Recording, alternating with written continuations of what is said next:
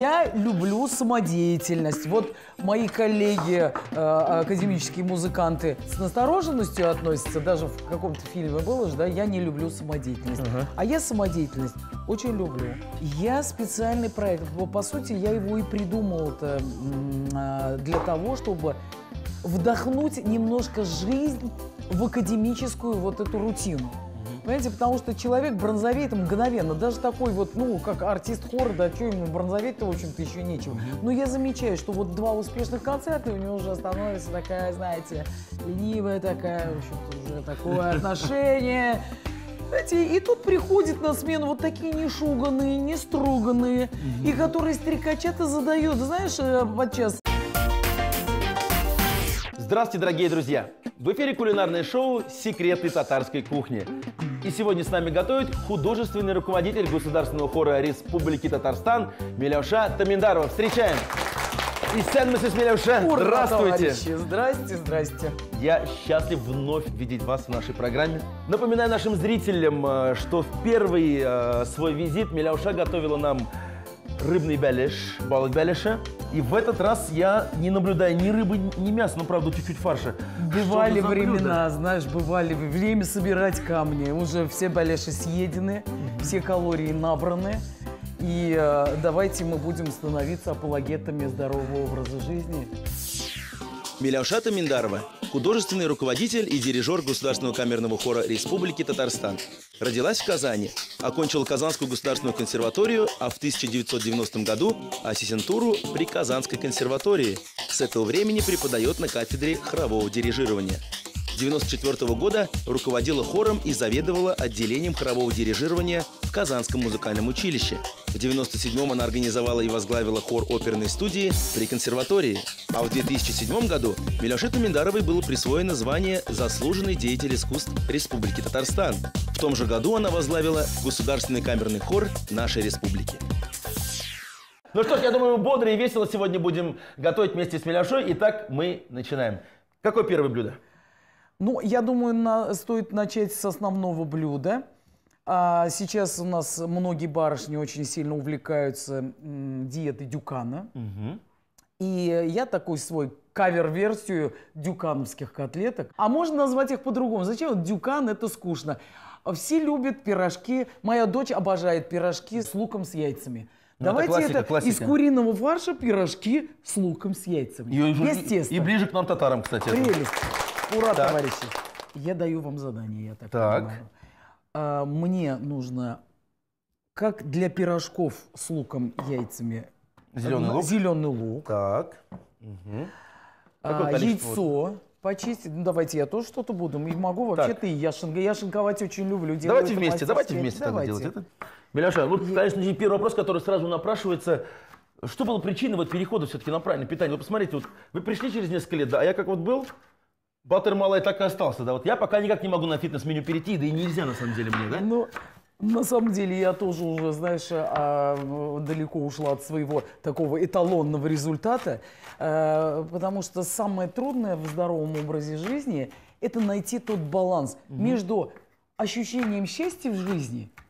Понимаете, когда ты держишь какую-то запретную диету, да, ты худеешь, ты чудесно выглядишь, ты скинул окаянное количество килограмм, но если это тебя делает несчастливым, то, в общем-то, зачем нужно это? А вот сбалансировать, вот это самое трудное. Ну вот в чем секрет? У вас, кстати, и хор ведь такой весь стройный, красивый. Вы тоже их перевели на фитнес-питание? Ну, и перевести в этом случае невозможно, потому что здесь такая история, когда все-таки важен очень пример человека. Всегда, когда ты вожак для своего коллектива, твой коллектив будет читать те книги, которые ты читаешь, он будет слушать ту музыку, которую ты слушаешь, он будет любить тех композиторов, которых ты любишь. Ну вот такова наша мера ответственности, когда ты ведешь за собой человека. Я готова, я нарезала, давай будем складывать куда-то вот эту прелесть. Так, что у нас дальше по действиям, кстати? Вот у нас яйца, которые мы отварили заранее. Да, яйца мы нарезаем, как для начинки, для пирожков. Сделал я уже комплимент вашему хору. Для зрителей скажу, недавно тут работали на одной площадке. Миляуша, все красивые, подтянутые, с каждым разом вот смотришь на них, и костюмы Вы шикарные. не объективно к нам. Нет, Просто вы нет, симпатизируете. Но, правда, есть, я соглашусь. Вы знаете, у нас были такие случаи, когда мы комплименты получали, выходя на эстраду. Сначала все говорили: боже мой, какие все страшные, что-то какие-то. А выходя с эстрады, все нам говорили: какие красавцы. И поэтому я убеждена, что красивыми людей делает та установка вокальная, которая у нас есть в хоре. А она установка не вокальная, а человеческая. Потому что вот сейчас я с моим комплексом данных могу быть неинтересной и старой, и могу в эту же секунду случиться, понимаете, симпатичной и на несколько мгновений моложе. Видите ли, и я полагаю, что это вопрос техники. Вопрос психотехники, вопрос состояния внутреннего, потому что когда мы поем, это наше состояние. И вот то, как состояние артиста улучшается, когда мы имеем дело с музыкальными субстанциями и с тем вектором вот этого психоэмоционального подъема. Одно дело, я нарезаю, что бы я ни делала причем, какая разница, пою я или нарезаю яйцо. Я могу нарезать это так, а могу нарезать это так. Как вы считаете, в какой из моментов виртуознее будет этот процесс? Конечно же, многое из того, что мы делаем, определяет состояние, говорят, с даже которым вкус мы еды это же не очень, делаем. если готовишь без настроения. Конечно, конечно. А уж музыка, она заставляет человека становиться красивее и пробираться к этой красоте при помощи, не скрою, техники.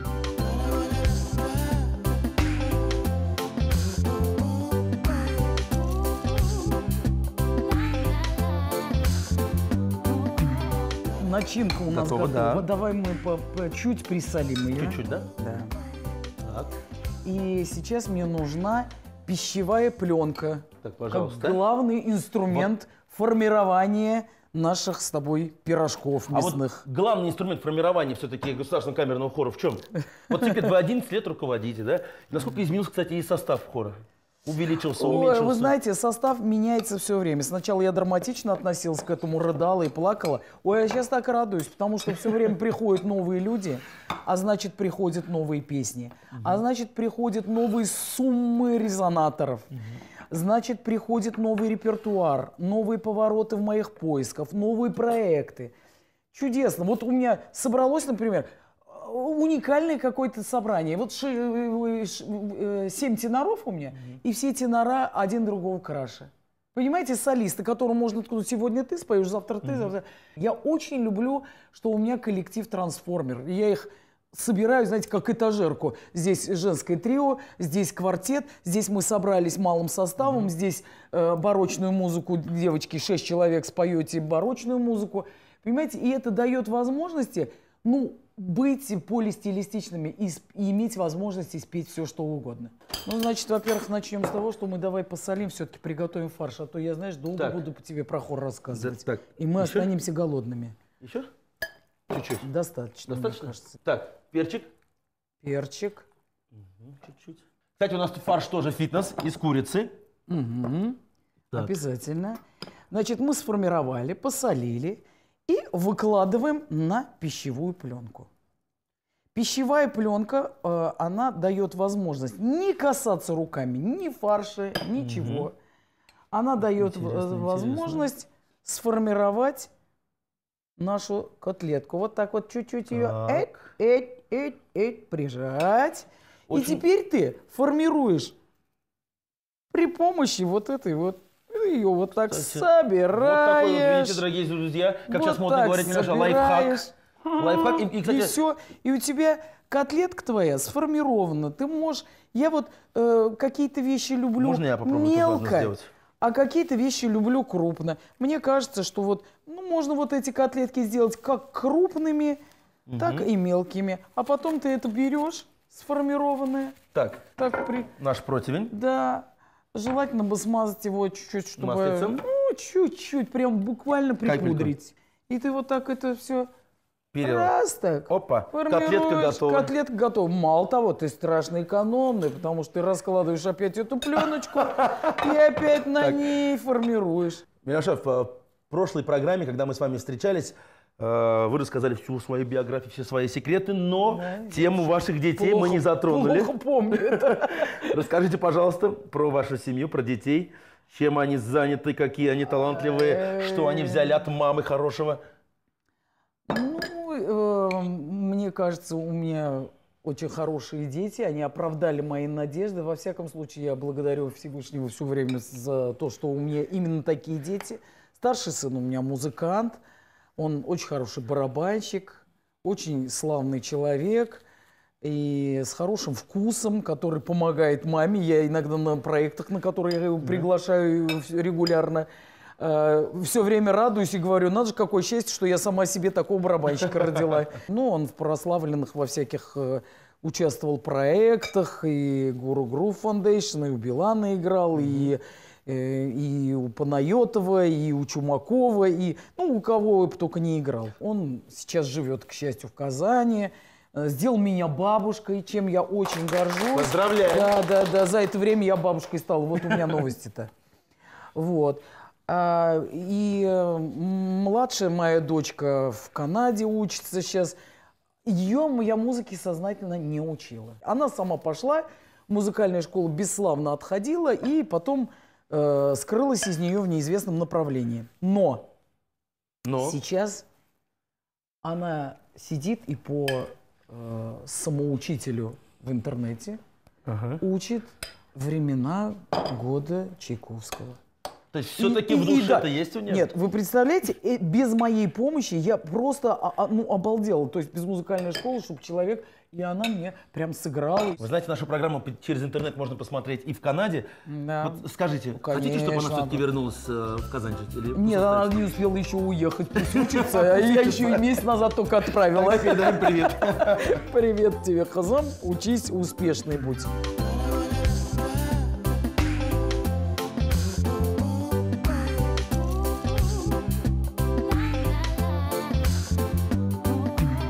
Итак, наши котлетки почти готовы для отправки в духовку. Что еще делаем?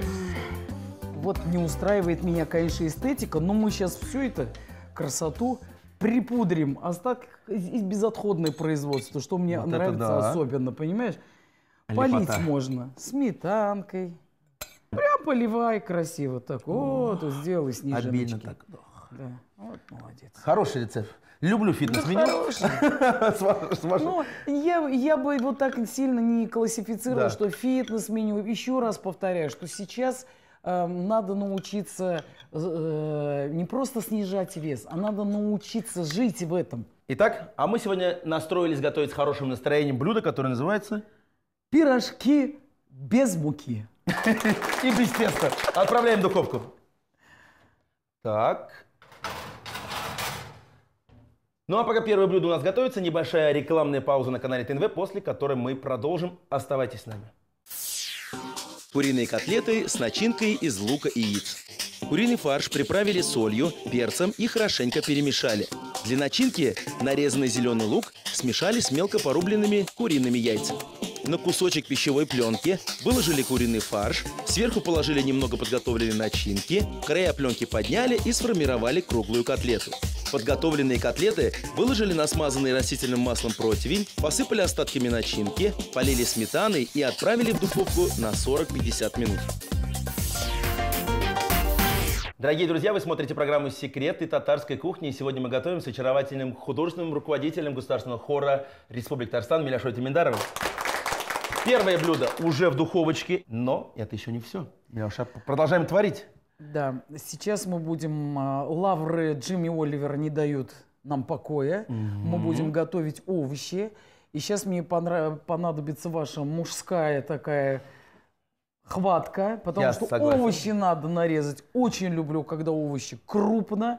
И вообще вот мне нравится вот эта мужичья манера такого смачного, понимаете, смачный такой Никогда всё кулинарии. мелко-мелко нарезал, Нет, да? нет, нет, вот пепелить. Ну, и бывают случаи, когда действительно нужно Необходимо. всё- Да, например, ну, какой-нибудь, наверное, салат оливье, он должен нарезан быть идеальными какими-то формами. А вот здесь нужно сейчас крупно порубать, как шашкой все. Так, вот давайте пример. Пример. Вот я Вот, начну давайте. вот с этого самого крупного. Кабачка. Пример. Улан. Ага, он же цукини. наш, Вот да? такой, вот такой и вот вот такой. прям объемно так, Вот да? так. Я бы вот баклажан просто сделала вот так. И хватит. Все, все. Миляша, вы сегодня говорили про любовь к искусству. Вот я хотел бы узнать, вот у меня тоже 2 детей, да? Насколько, есть какой-то возрастной ценз, когда надо прививать любовь к искусству детям? Вот чтобы он играл на скрипке, в 6 лет его отвести там. Вот мне кажется, что не надо задумываться о том, в какой момент. Во-первых, мы перегружаем наших детей информацией. Мы, не поддерживая их эмоциональную сферу, не формируя ее, не воспитывая, грузим их огромным количеством каких-то знаний и каких-то, какой-то информации.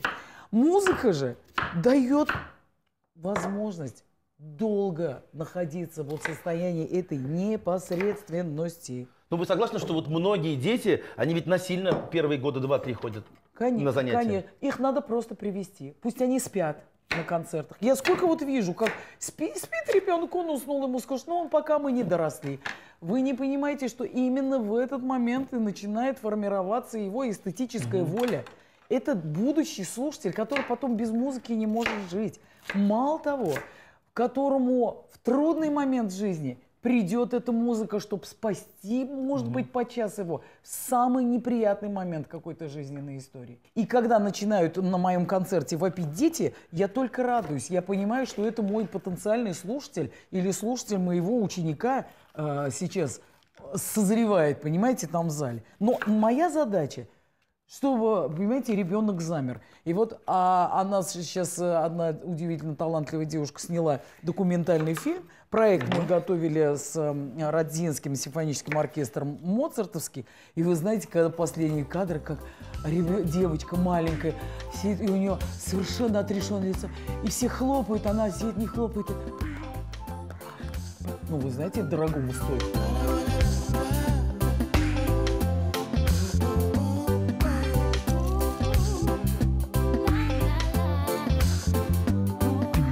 Так, значит, сейчас для всего этой истории нам нужно смазочный материал приготовить. Так, оливковое маслице. Значит, дрессинг дебейтим, нестя дебейтим. Значит, нам понадобится чеснок. Все опять делаем очень крупно. Можно я чуточку своего национального добавлю, да, в наше блюдо? Картошечки чуть-чуть. Вот Только по просьбам телезрителей. Все-таки, хоть и фитнес-меню, но какое блюдо уж без беренги нашего любимого? Как вы расправились с чесноком? Я расправилась небрежно. Так? И мне нужно сюда специи давать. Так, вот, кстати, здесь все, что мыслимо и немыслимо. Здесь и черный Да. перчик, набор специй, Вот куркума. сюда вообще хорошо. Можно очень веточку розмарина, какие-то такие сильно ароматные, выразительные травы. Значит, это мы все посыпаем, это все мы высыпаем, это все мы высыпаем. Специй мало не бывает? Специй мало не бывает. Я бы вывалил даже вот так Да? все. Да? Да, почему нет? У нас овощей-то полным-полно с тобой. Так, и заливаем это. Тук-так. Еще нет. Лимон. Так, лимончик.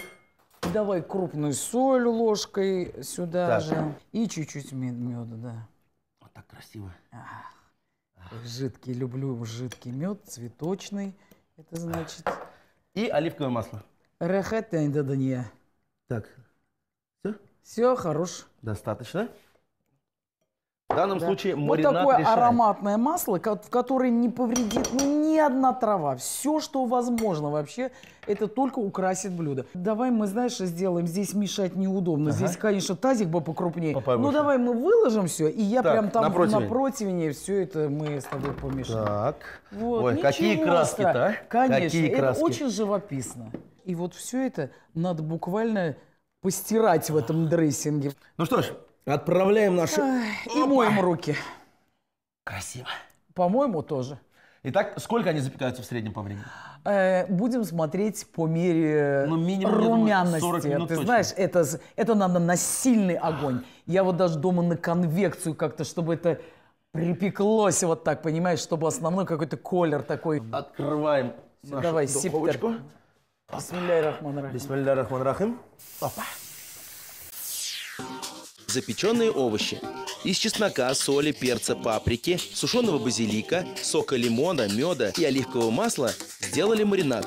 Овощи нарезали произвольными крупными кусками, выложили на противень, полили приготовленным маринадом и отправили в духовку на 30-40 минут. И мне кажется, что по просьбам, многочисленным просьбам телезрителей, Которые смотрят сейчас, телеканала да? ТНВ, все-таки без сладкого, но жизнь скучна. Я-то, конечно, вот это вот стараюсь есть поменьше, но очень люблю.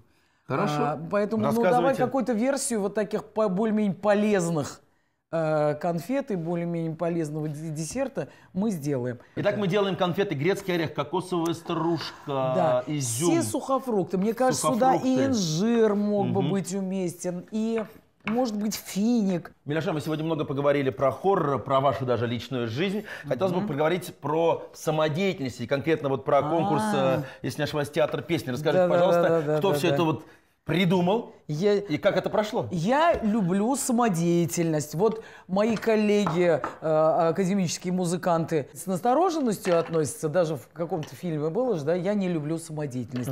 А я самодеятельность очень люблю. Вы знаете, я там получаю дозу того, чего, может быть, в своей жизни нигде и не получаю.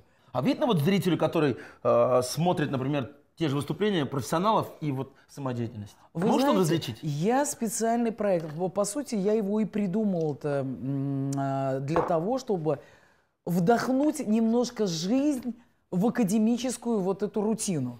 Понимаете, потому что человек бронзовеет мгновенно. Даже такой вот, ну, как артист хора, да, что ему бронзоветь-то, в общем-то, еще нечего. Но я замечаю, что вот 2 успешных концерта, и у него уже становится такая, знаете, ленивая такая, в общем-то, уже такое отношение. Знаете, и тут приходят на смену вот такие нешуганные, неструганные, и которые стрекачат-то задают. Знаешь, подчас очень... Я, например, считаю, что если бы мы все конкурсы искренне из вот этой сермяжной правды народной проводили и не давали рамки гламура, мы бы такие результаты видели. И сейчас мы Это измельчим очень вкусно. грецкие орехи и... Мельчи, пожалуйста, Да. потому что мельчить я не умею. Так, измельчили грецкие орехи, добавляем туда. Складывай. Так. Опа. И мы все Далее. ингредиенты постепенно, давай вот Также- это все также всё складывай. Да. измельчаем. Можно перемешку. Можно, это же перемешается все. Так. Да. И вновь. Только так, чтобы это взяло консистенцию. Сюда я беру цедру, натираю. Цедру апельсина. Да, Сейчас. наверное, вот это. Ой, какой запах. Ой, потрясающий. Сразу праздник, сразу счастье. Вот они, эндорфины.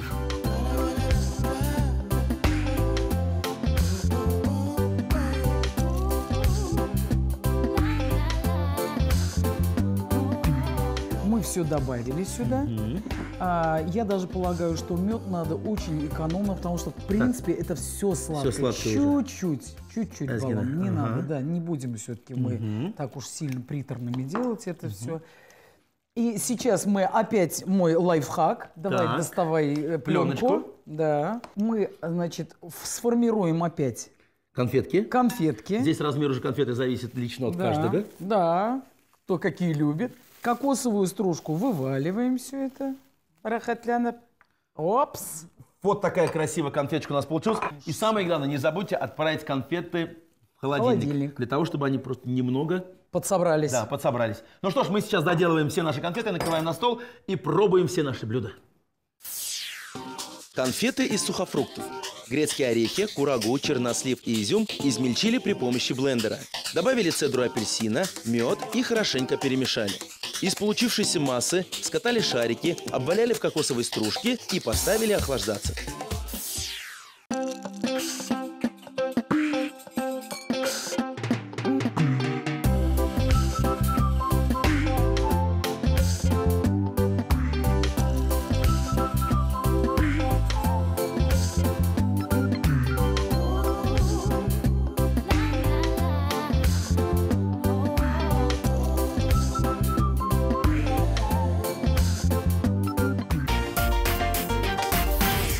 Если вы не успели записать рецепты наших блюд, мы ждем вас в нашей группе ВКонтакте. А также не забывайте подписываться на наш канал на Ютубе.